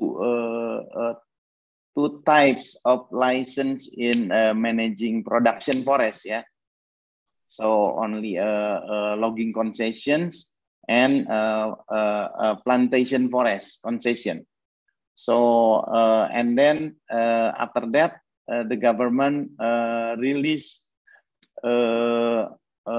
regulation that allow for private sectors to manage production forest as an ecosystem restoration forests, which means that the forest cannot be harvested. So before the forest is a climax, yeah. So it means that so we we translate this into one rotations of forest concessions. So that's the first start, and the second one, recently the license for managing production forest also transform from only timber business into a multi-business of forestries, such as payment for ecosystem services, or what else?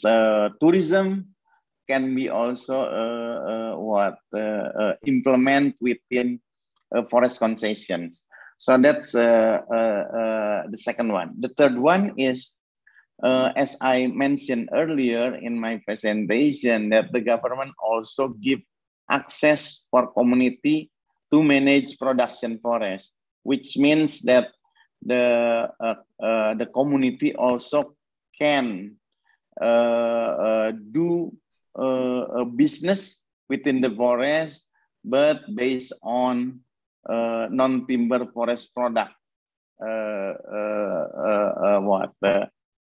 Non-timber forest product business, yeah, including carbon that recently a lot of people try to do a business on that, the carbon.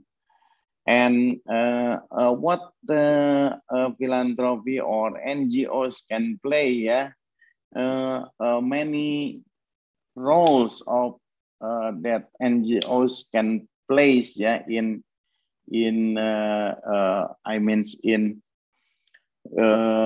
the transition of afforestation. So NGOs can assist. Actually, the easiest thing is when the community giving the community when they want to apply forest concession, so this need to be assisted.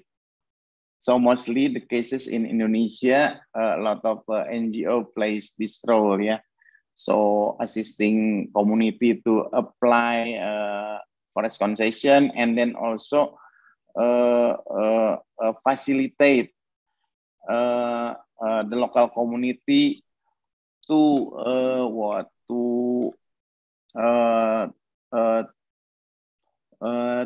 plan, to make a long-term plan of management of that forest. So other roles can be played is also to facilitate the community in improving their livelihood, yeah, without any production forest concessions, or we call village forest, yeah, for example, or community forestry, something like that. So yeah, that's as far as I understand about the transition in terms of afforestation. So the question from Bu Nadira, maybe I will respond in bahasa, ya. So pertanyaannya adalah pengalihan ketergantungan, ya. Seperti kita ketahui bahwa masyarakat di sekitar hutan itu pada umumnya adalah masyarakat yang miskin, ya, pada umumnya. Nah, sebagian dari mereka itu sangat menggantungkan dari produk-produk yang ada di hutan, seperti kayu misalnya, atau mereka merambah hutan, ini sebagian, ya, tidak semuanya, merambah hutan untuk membuka perkebunan dan lain-lain.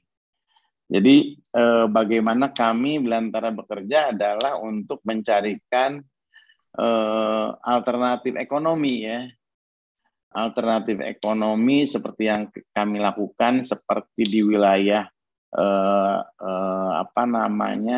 lahan yang berkonflik, lahan hutan, itu mengembangkan berbagai komoditas seperti adanya revolving fund ya, kita yang sedang berjalan adalah penggemukan sapi yang bisa dana bergulir, melalui dana bergulir.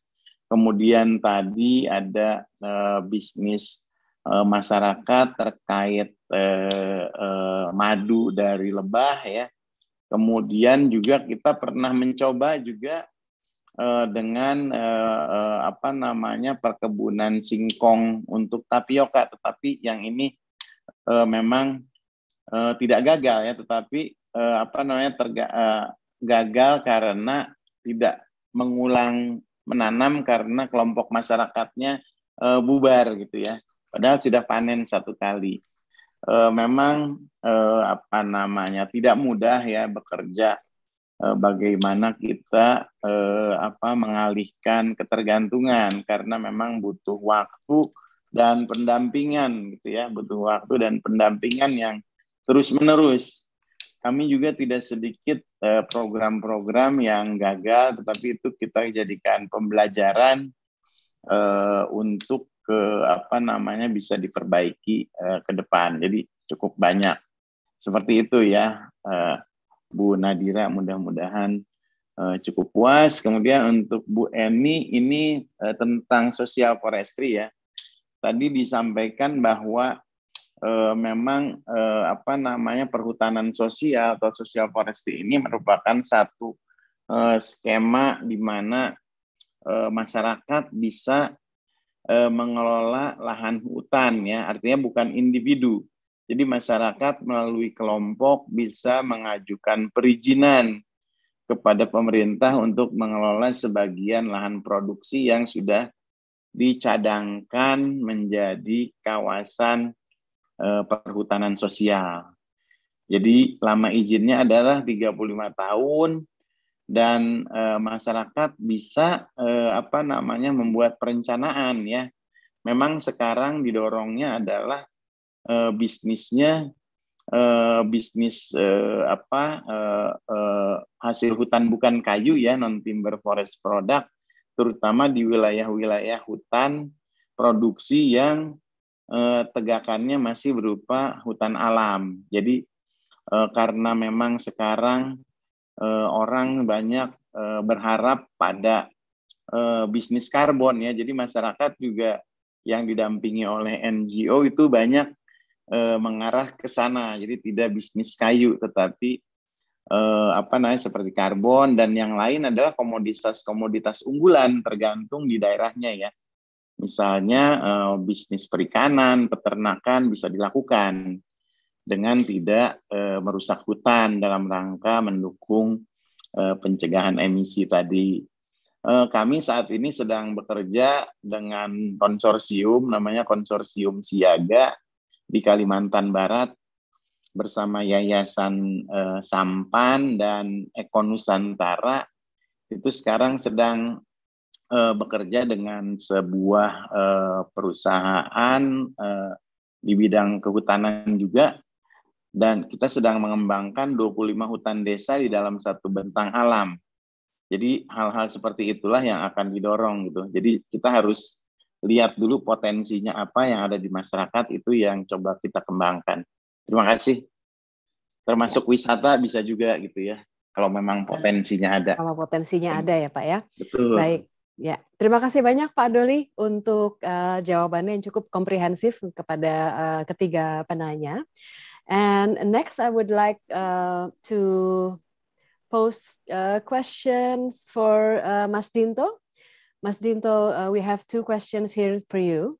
The first one is, can you give more detail about the international climate advocacy efforts that you mentioned in your presentation, and how and if Unilever collaborates with philanthropic organizations under this effort? What examples that you can give? Probably it would be great. And then the other question, the second one, is addressing climate change requires collaboration and alignment among philanthropies. And if such alignment happens, in which area do you think best to prioritize to be addressed? Over to you, Mas Dinto. Yeah, Thank you, Mbak Chandra and the audience for the question.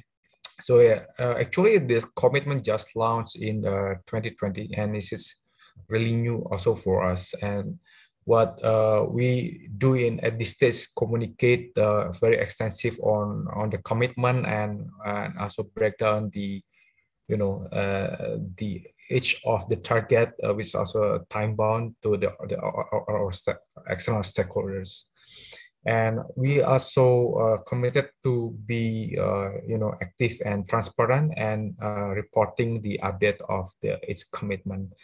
So it's also a good moment for me to share that just 2 weeks ago we launched or we published our sustainability report that depend on or based on these metrics of the commitment. So this is really new for us. And also to answer that is that as mentioned earlier, that the big chunk or the big homework for us still on these scope 3, which involve our partners or our suppliers in our supply chain.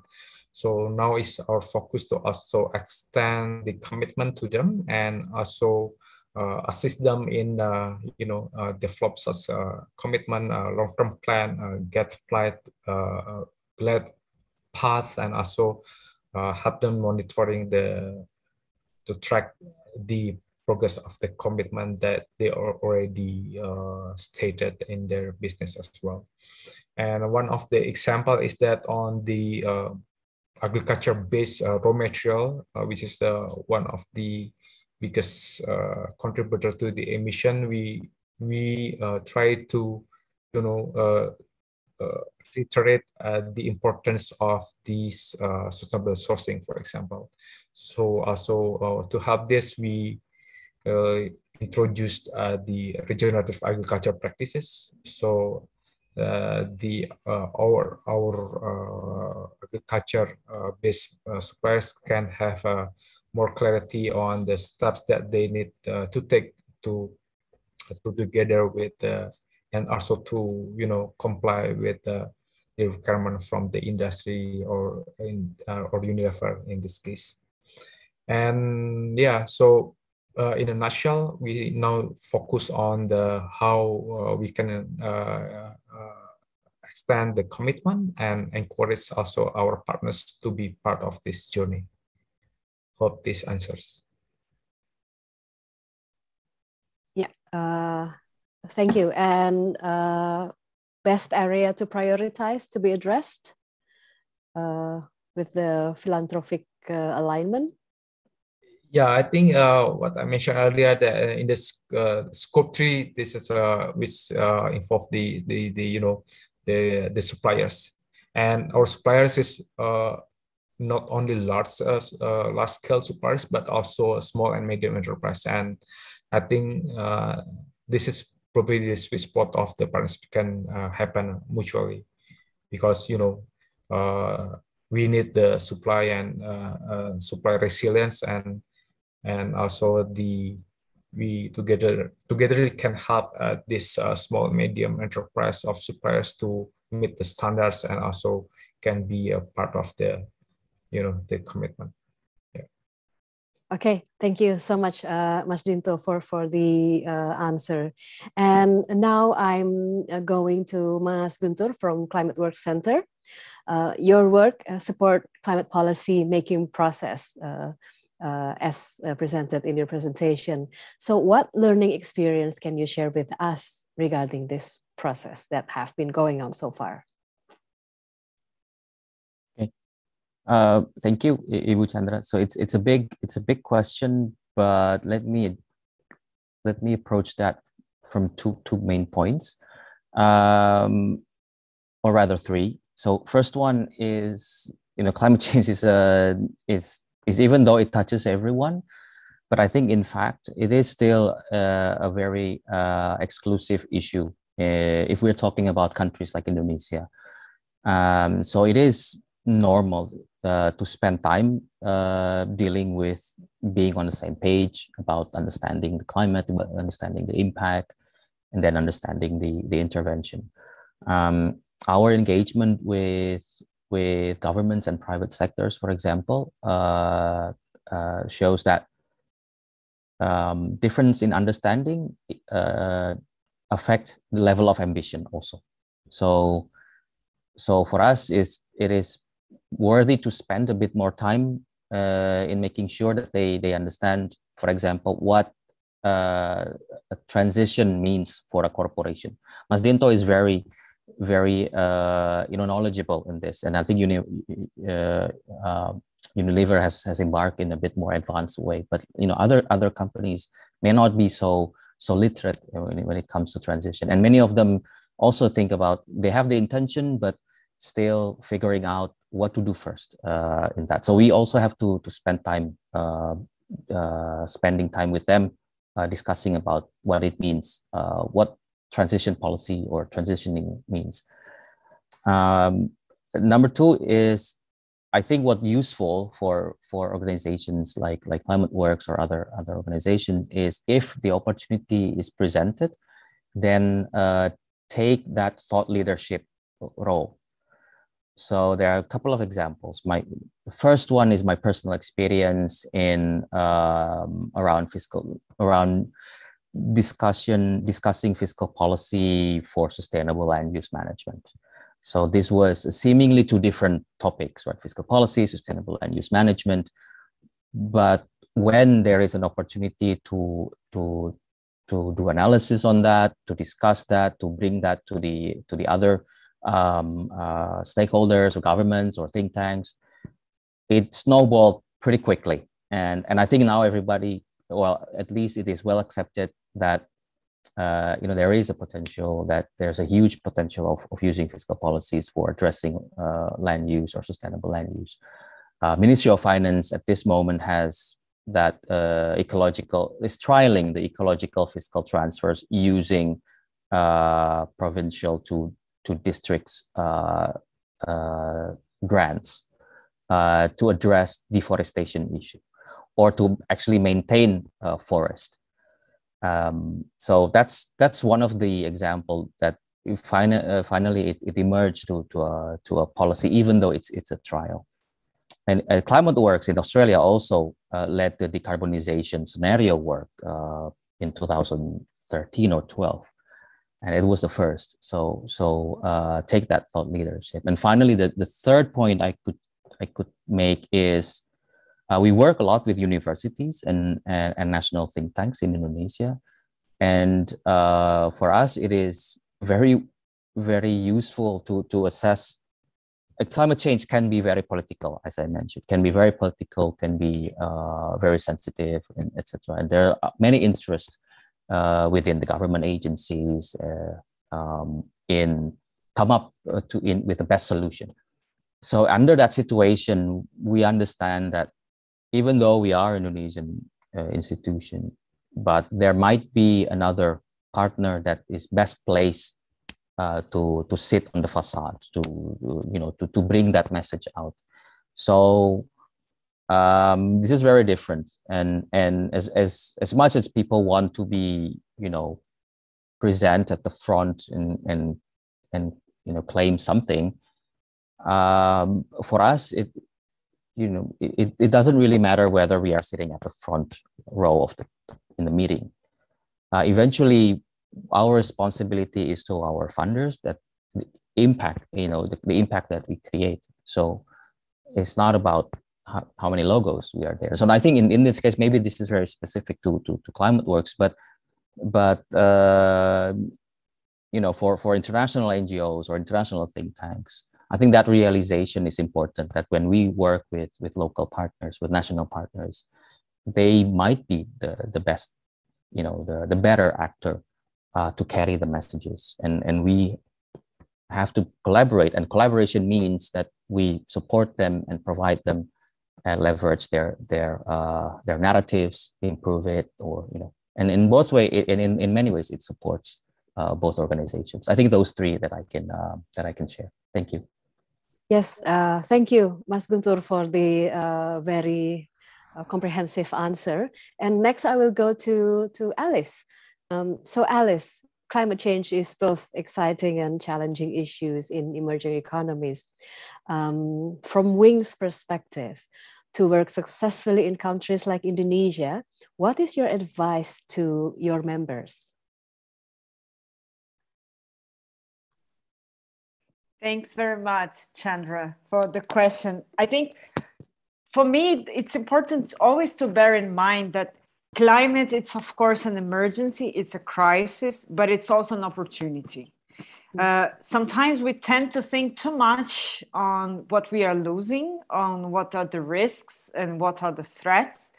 But we should also start thinking on how can we actually rethink our strategies, rethink our approaches, our use of resources in a much more sustainable and strategic way. So to give you one example, whenever we think about circular economy or we think about the use of energy, sometimes if we, from the climate lens or from starting to think, for instance, on energy efficiency, we ended up saving a lot of resources for energy use in our, could be in our buildings, could be in our operations, could be in anything. I mean, the whole experience, I think, of changes that COVID, unfortunately, brought us is to rethink the way we work, the way we operate, and so on.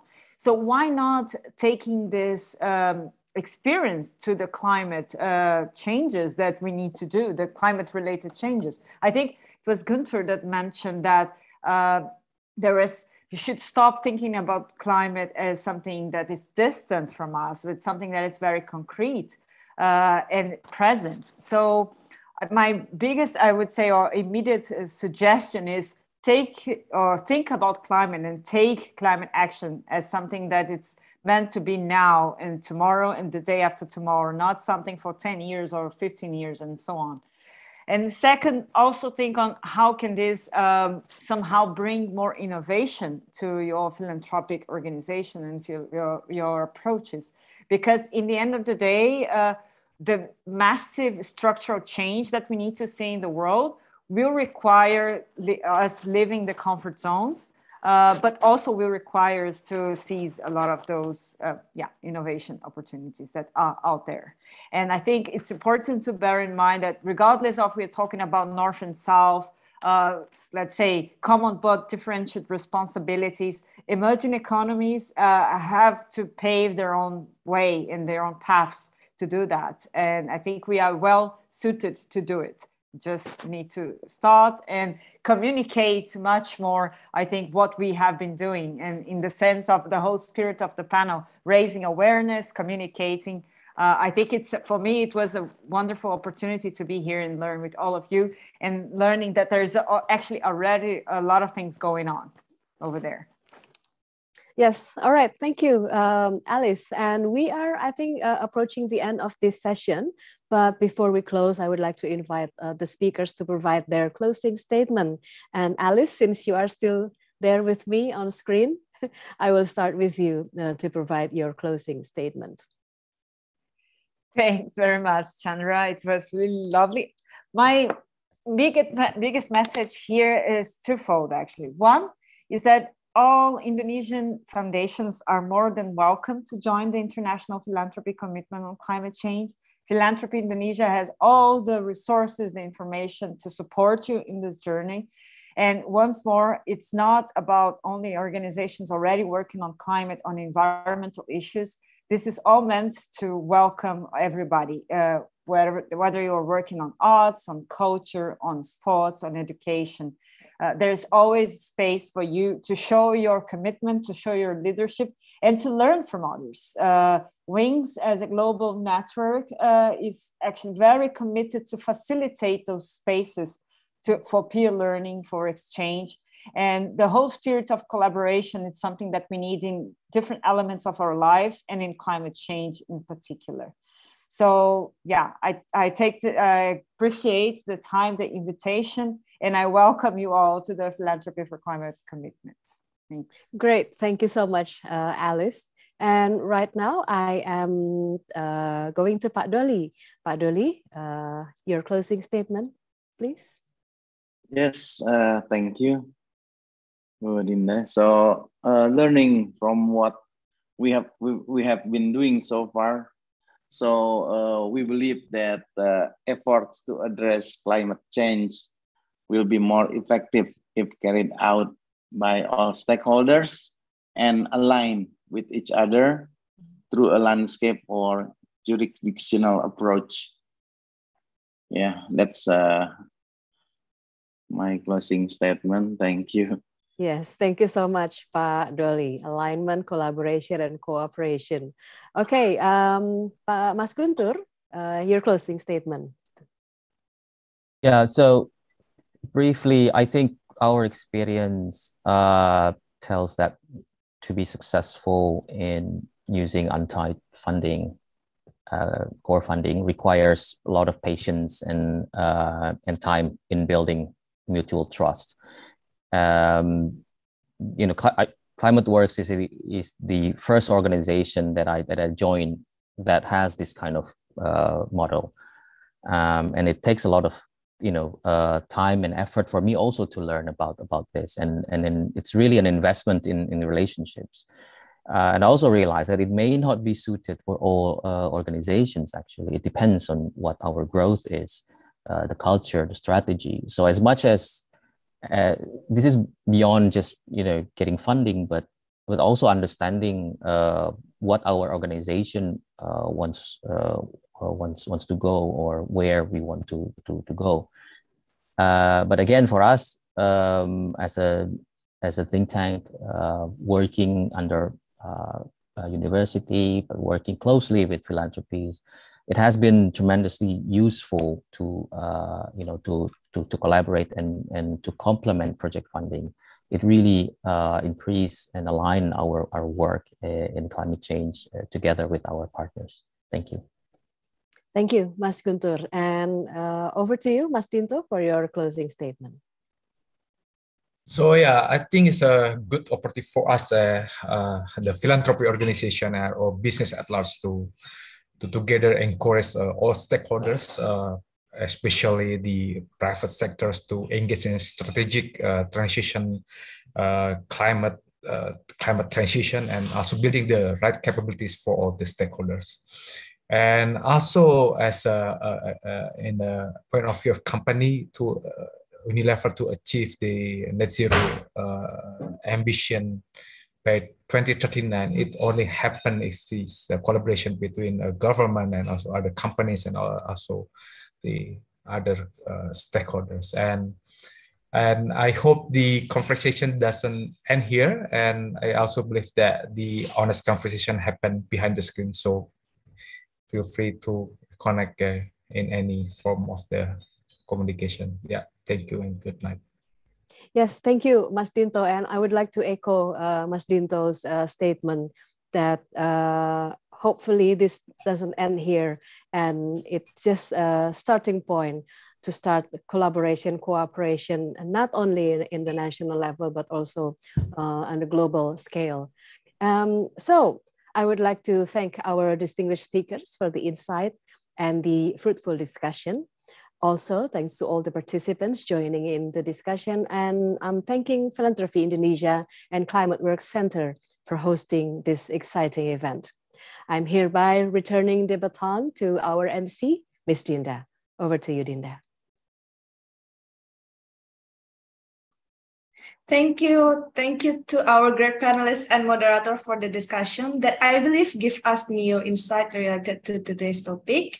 Before we end today's forum, we would like to invite all the panelists and moderator to take some documentations. We highly encourage all of you to open the camera. We also invite our Executive Director, Pak Gusman, to join us.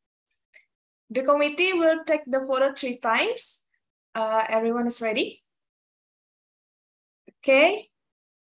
On my mark, 1, 2, 3. 1, 2, 3. Last time, another pose. 1, 2, 3. Okay, great. Thank you. Once again, thank you, Alice, Pak Doli, Thank Pak you, everyone. Guntur, Mas Thank you. Dinto. and Bu Chandra for sharing your thoughts, best practices, and some recommendations that related to philanthropy support for climate action in Indonesia.